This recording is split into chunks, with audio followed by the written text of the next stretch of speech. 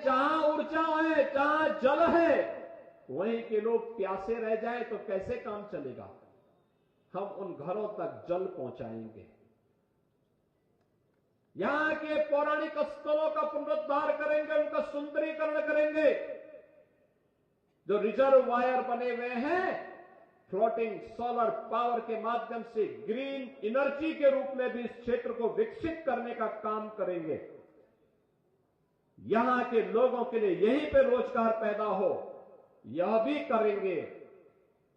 और उसी कार्यक्रम की श्रृंखला में आज हम सब आपके बीच यहां पर आए हैं। मुझे बहुत अच्छा लगा और मैं धन्यवाद दूंगा श्री भूपेश चौबे जी को, जिन्होंने विधायक खेलकूद प्रतियोगिता को यहां पर इस रूप में लिया है। युवा तो हैं, छात्र छात्राएं तो हैं, सीनियर सिटीजन भी इस कार्यक्रम का हिस्सा बने। कितना मनोरंजन का खेल था जब रस्साकसी का खेल अमृत खेल के रूप में 60 साल से ऊपर के लोग उस रस्साकसी के साथ जुड़े थे। कितना मनोरंजन भी था, साथ साथ एक शक्ति की सामर्थ्य दिखाने का एक अवसर भी था। जीवन केवल घुट घुट करके जीने के लिए नहीं होता है। जीवन का मतलब जीवंतता होती है।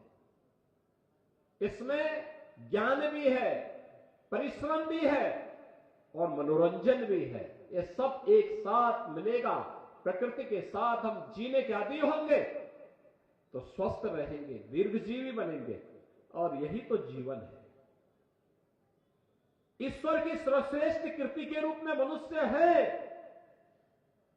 तो अब प्रमाणित भी होना चाहिए। और मुझे बहुत अच्छा लगा, यहां पे दोनों प्रतियोगिताओं को हमने देखा। देखिए, बालिकाओं ने कितना अच्छा कबड्डी का प्रदर्शन किया। रावरसगंज और नगवा की बालिकाओं की टीम कितनी मजबूती के साथ लड़ रहे, यहां पे खेल रही थी। जो अमृत खेल रस्साकसी के रूप में सीनियर सिटीजन खेल रहे थे, कितना अच्छा था। यह होता है समाज की जीवंतता, इससे बनती है। और यह प्रतियोगिता निचले स्तर पर प्रारंभ हुई, ग्राम पंचायत, न्याय पंचायत, ब्लॉक, और वहां से होते होते फिर यहां पर, और उसमें भी मुझे बहुत अच्छा लगा कि खेलकूद की प्रतियोगिताओं में यानी कुल 11,000, आप आश्चर्य करेंगे कि कुल 11,000 खिलाड़ी प्रतिभाग बने थे। 11,000, जिसमें खो खो प्रतियोगिता थी, कबड्डी थी, वॉलीबॉल थी, दौड़ थी, 100, 200, 400 मीटर की, कैरम था, शतरंज था, अमृत खेल, रस्साकसी। ये 65 वर्ष से ऊपर के खिलाड़ियों ने इसमें प्रतिभाग किया और 400 लोग इसमें प्रतिभाग किए।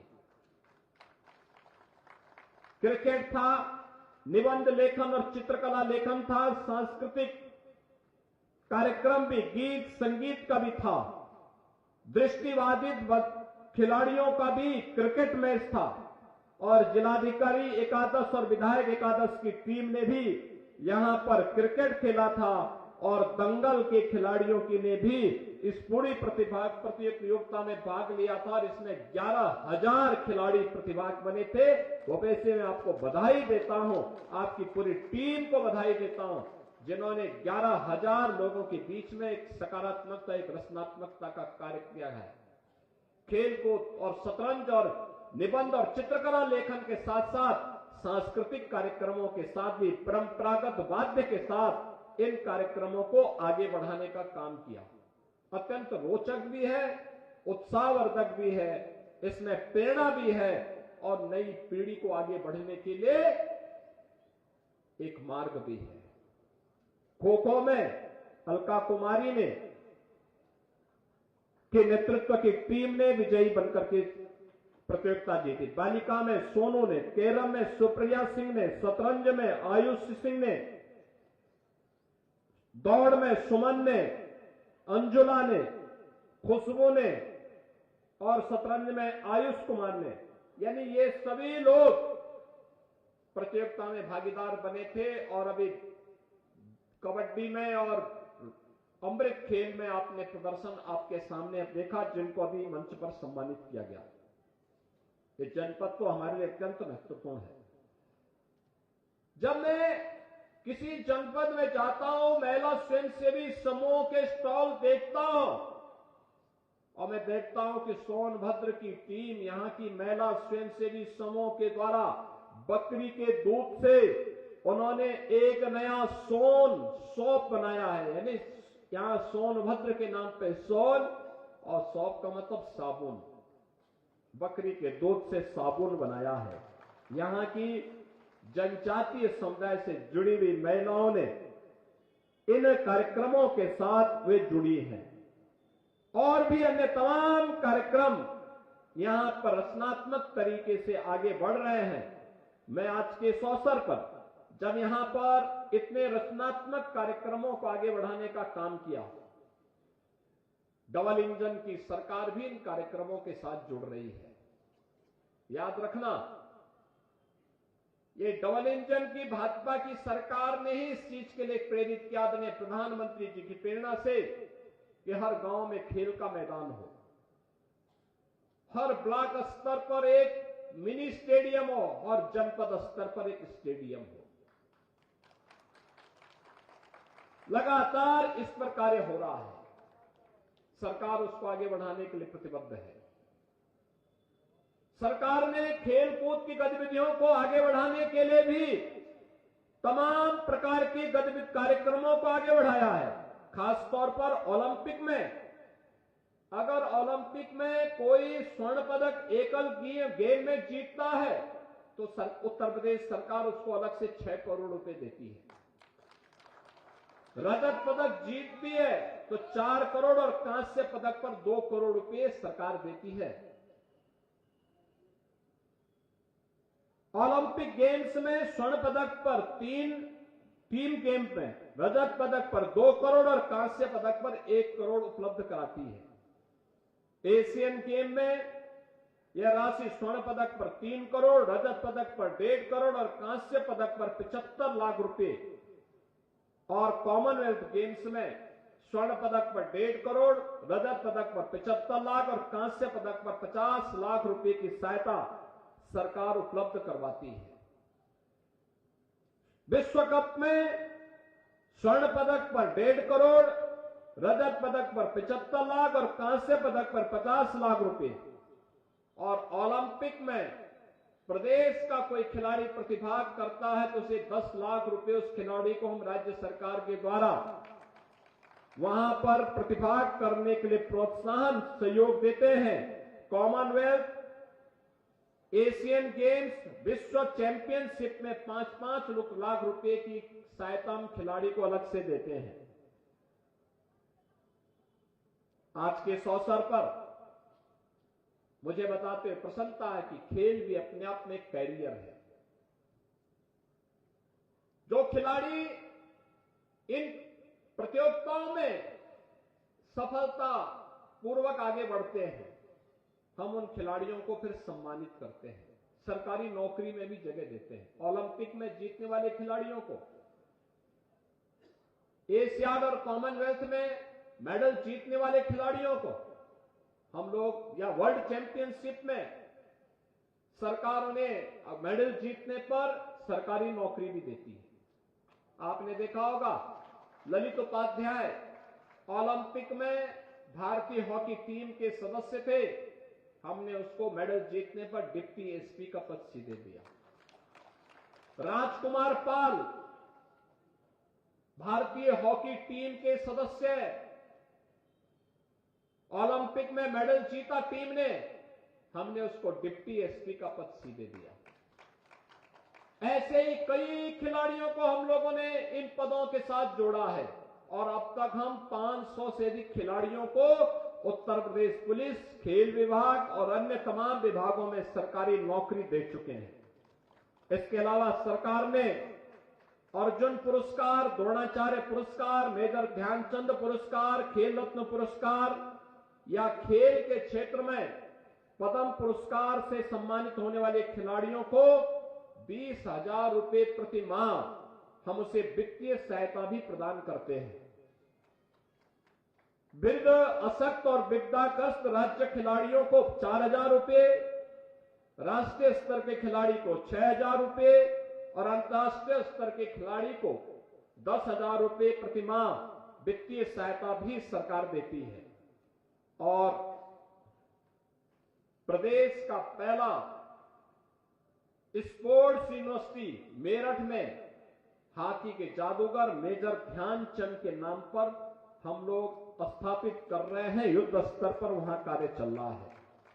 बहनों और भाइयों, मुझे बताते हुए प्रसन्नता है कि सोनभद्र जनपद में हर घर नल योजना में से 3,09,51 घरों को कनेक्शन के सापेक्ष अब तक 2,53,537 घरों को यानी 81% घरों को हम कनेक्शन का कार्य पूरा कर चुके हैं और युद्ध स्तर पर इस कार्यक्रम को आगे बढ़ाया जा रहा है।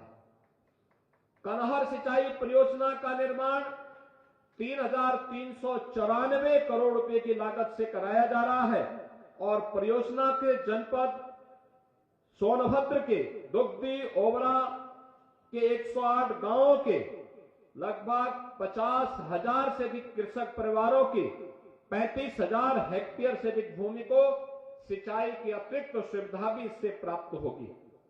और मुझे यह भी बताते हुए प्रसन्नता है कि जब मैं पिछली बार आया था, यहां पर संजय गौड़ और यहां के हमारे जनप्रतिनिधियों ने कहा था कि वनाधिकार अधिनियम के अंतर्गत अनुसूचित जाति जनजाति के निवासियों को यहां पर पट्टा वितरण की कार्रवाई को और खतौनी वितरण की कार्रवाई को तो मुझे बताते हुए प्रसन्नता कि 16,000 से अधिक पट्टों को अब तक यहां पर वितरण करने का कार्य भी संपन्न किया जा चुका है।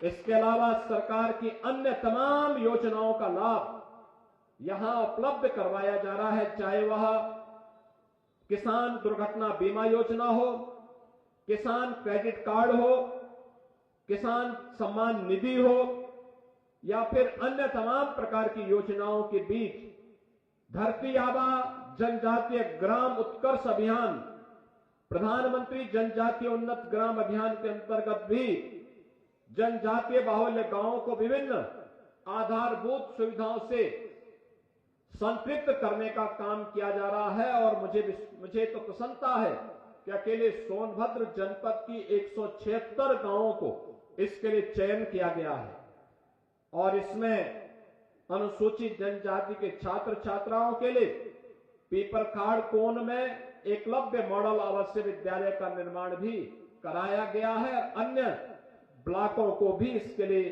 चयन की प्रक्रिया के साथ जोड़ने का काम चल रहा है। बहनों और भाइयों, मुझे प्रसन्नता है कि अब सोनभद्र तेजी के साथ विकास की प्रक्रिया के साथ जुड़ रहा है। यहां पर ग्लोबल इन्वेस्टर समिट में भी काफी बड़े पैमाने पर लोगों ने यहां पर रोजगार की यहां पे 1,97,000 करोड़ रुपए के निवेश यहां के लिए अकेले यानी 1,97,000 करोड़ रुपए के निवेश के प्रस्ताव सोनभद्र जनपद के लिए आए हैं। अगर ये सभी इंप्लीमेंट हो गए तो मान के चलिए कि 40,000 नौजवानों को नौकरी मिलेगी इससे। ये सभी कार्यक्रम यहां पर आगे बढ़ाने के काम हो रहे हैं। सरकार के द्वारा तमाम अन्य उपयोगी कार्यक्रम यहां पर आगे बढ़ाए गए हैं। मुझे विश्वास है कि सरकार जिस मंशा के साथ इन कार्यक्रमों को आगे बढ़ाने का कार्य कर रही है, वह सोनभद्र को ऊर्जा के साथ साथ सर्वांगीण विकास के मार्ग पर आगे बढ़ा करके न केवल यहां के सर्वांगीण विकास का बल्कि अनुसूचित जाति और हमारे जनजातीय समुदायों को विकास और सर्वांगीण विकास की मुख्य धारा के साथ जोड़ने में जनपद सफल होगा। आज का एक कार्यक्रम विधायक खेलकूद प्रतियोगिता का एक कार्यक्रम, मैं चाहूंगा कि अन्य विधानसभाओं में भी इसी प्रकार के कार्यक्रम ब्लॉक, न्याय पंचायत, ब्लॉक और फिर विधानसभा स्तर पर करके फिर इनमें से जिले स्तर पर भी एक कार्यक्रम होने चाहिए और उनका सम्मान जिले का महोत्सव जब हो उस महोत्सव में उनका किया जाना चाहिए। हर तबके का होना चाहिए क्या बच्चों का, क्या युवाओं का, क्या अधेड़ उम्र के लोगों का, क्या बुजुर्गों का, क्या पुरुषों का, क्या महिलाओं का, सभी को जोड़ा जाना चाहिए। तब एक समग्रता उसमें दिखेगी और प्रयास होना चाहिए कि जो प्रतिभा है जिन खिलाड़ियों में, उसको आगे बढ़ाने के लिए अगर जूते मोजे नहीं, ट्रैक सूट नहीं, तो यहां पे तमाम संस्थाएं काम कर रही है, उनसे कहना चाहिए कि सीएसआर का पैसा उन बच्चों के लिए जूते मोजे लेने के लिए, ट्रैक सूट खरीदने के लिए उसका उपयोग किया जाना चाहिए। स्टेडियम और मिनी स्टेडियम बनाने के लिए सरकार पैसा दे रही है। सीएसआर के मद से भी हमें इसको सहयोग लेकर के और अच्छी खेल की सुविधाएं, अच्छे स्कूल, अच्छे स्वास्थ्य की सुविधा, हर प्रकार की सुविधा से संपन्न इस पूरे क्षेत्र को करने के लिए आगे बढ़ना होगा। मुझे बहुत प्रसन्नता है कि आज ये कार्यक्रम इतना अच्छा यहां पे मुझे लगा और मैं चाहूंगा कि न केवल यहां के अन्य मान्य विधायकगण बल्कि प्रदेश भर के सभी मान्य विधायकगण इस प्रकार के कार्यक्रमों को आगे बढ़ाएंगे। तो मान के चलिए कि अकेले उत्तर प्रदेश में हम 4 लाख खिलाड़ियों की एक भारी भरकम फौज खड़ी कर देंगे, 4 लाख से अधिक खिलाड़ियों का। बहनों और भाइयों, एक अच्छा प्रयास है। भूपेश जी, मैं आपको और आपकी पूरी टीम को इसके लिए बधाई देता हूं। जिला प्रशासन ने इस पूरे कार्यक्रम में सहभागी बनकर के इसको और रोचक बनाने में योगदान दिया है। उस पूरी टीम को भी धन्यवाद देता हूं और विश्वास करूंगा कि सोनभद्र जनपद विकास के नित नए प्रतिमान को स्थापित करते हुए नई ऊंचाइयों को प्राप्त करेगा।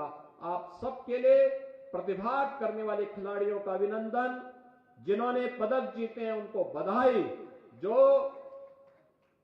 विजेता नहीं उपविजेता बने हैं उन्होंने अच्छा खेला है, लेकिन अगली बार उससे भी बेहतर करने की दिशा में आगे बढ़ेंगे। इस विश्वास के साथ आप सबको मैं इस अवसर पर एक बार फिर से इस प्रतियोगिता में भागीदार बनने के लिए प्रतिभागी टीम, दर्शक, रेफरी और उससे जुड़े हुए जितने भी ऑफिशियल्स हैं, इन सबको भी मैं हृदय से बधाई देते हुए आप सबको महाकुंभ का आयोजन प्रयागराज की धरती पे हो रहा है, इसके लिए भी हृदय से बधाई देता हूं। और प्रयागराज त्रिवेणी में स्नान करने के लिए आप जरूर जाएंगे। आपके प्रति मेरी मंगल में शुभकामनाएं। धन्यवाद। जय हिंद।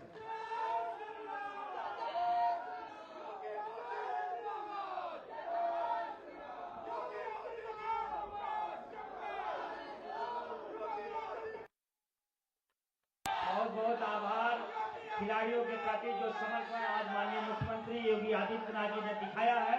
पूरा जनपद सोनभद्र आपका ऋणी है और